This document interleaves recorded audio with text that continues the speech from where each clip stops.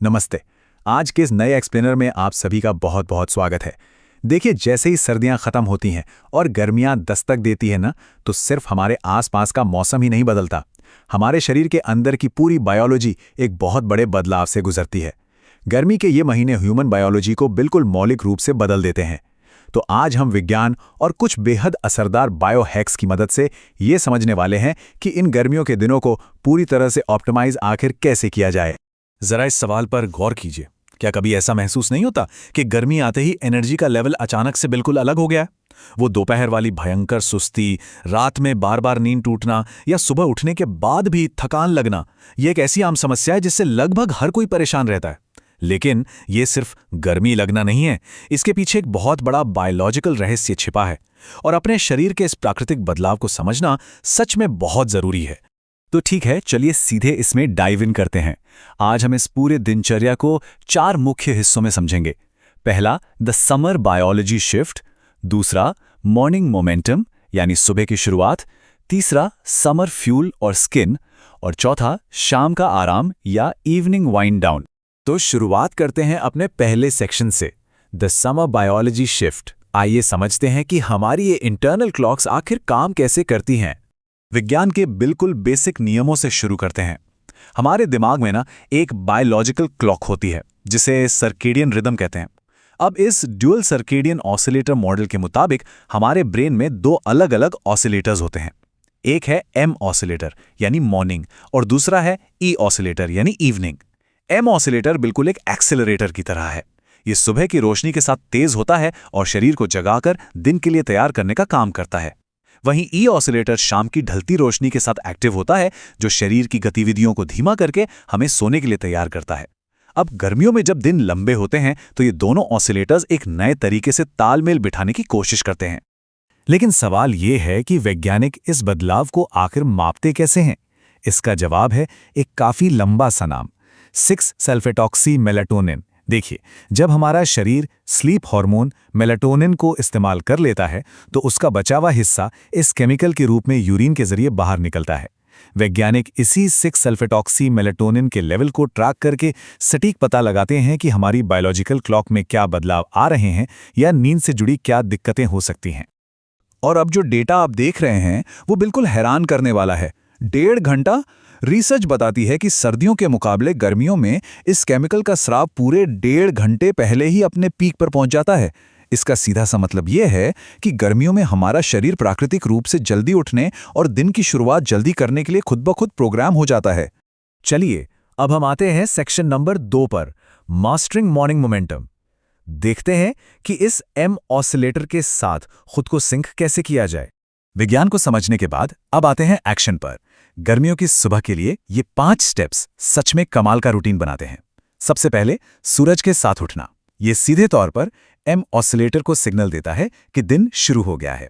फिर रात भर की डिहाइड्रेशन को दूर करने के लिए पानी में थोड़ा नींबू और समुद्री नमक मिलाकर हाइड्रेट करना। उसके बाद बिस्तर ठीक करने जैसा कोई छोटा और आसान काम। ये एक जबरदस्त मेंटल मोमेंटम सेट करता है। फिर थोड़ी सी बॉडी मूवमेंट और आखिर में एक ऐसा शॉवर जो हल्के गर्म पानी से शुरू होकर ठंडे पानी पर खत्म हो। ये कॉन्ट्रास्ट शॉवर शरीर को पूरी तरह से अलर्ट कर देता है। अब सुबह की कॉफी के बिना तो बात बनती ही नहीं है ना? पर बायोलॉजिकल लेवल पर यह काम कैसे करती है? दरअसल कैफीन एक एडेनोसिन एंटागनिस्ट की तरह काम करता है।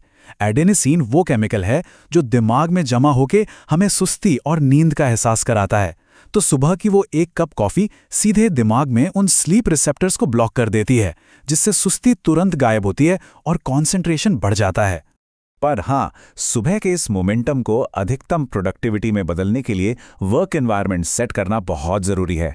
एक क्लियर प्लान बनाएं, काम करने की जगह की एक बाउंड्री तय करें और सबसे महत्वपूर्ण, वहाँ से फ़ोन या सोशल मीडिया जैसे डिजिटल डिस्ट्रैक्शंस को बिल्कुल हटा दें। और काम की शुरुआत हमेशा आसान टास्क से करें ताकि जो मोमेंटम सुबह बना था वो टूटे नहीं।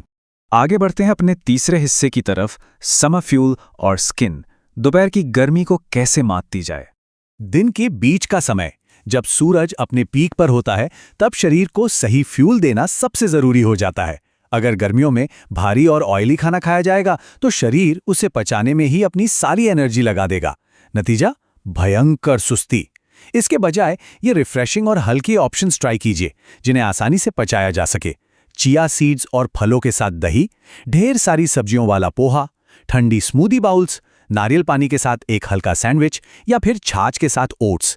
ये सभी विकल्प बॉडी टेम्परेचर को कंट्रोल में रखते हैं और आपको भारीपन महसूस नहीं होने देते। अब इस चार्ट पर ध्यान दीजिए क्योंकि ये बहुत ही दिलचस्प है। गर्मियों के फल सिर्फ हाइड्रेशन ही नहीं देते, वो हमारी नींद के चक्र को भी गहराई से प्रभावित करते हैं। याद है हमने उस स्लीप हार्मोन इंडिकेटर की बात की थी। ट्रॉपिकल फ्रूट्स खाने से शरीर में उसका स्तर बहुत तेजी से बढ़ता है। अनानास इसको 266% तक बढ़ा सकता है, केला 180% और संतरा 47%। तो इन फलों को दिन के सही समय पर खाना हमारी बायोलॉजिकल क्लॉक के लिए सच में एक बड़ा गेम चेंजर साबित होता है। और अगर तेज धूप की बात हो और स्किन केयर का जिक्र ना हो तो वैसा हो ही नहीं सकता। डर्मेटोलॉजिस्ट के मुताबिक यूवी किरणें हमारी स्किन पर बहुत भारी स्ट्रेस डालती हैं। बचाव के नियम बिल्कुल सिंपल हैं। बाहर निकलने से 15 से 30 मिनट पहले कम से कम 30 SPF वाला सनस्क्रीन लगाएं और हर 2 घंटे में इसे दोबारा लगाना ना भूलें।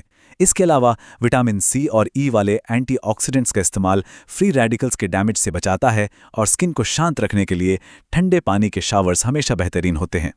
फाइनली हम अपने आखिरी और चौथे हिस्से पर आते हैं, द इवनिंग विंड डाउन।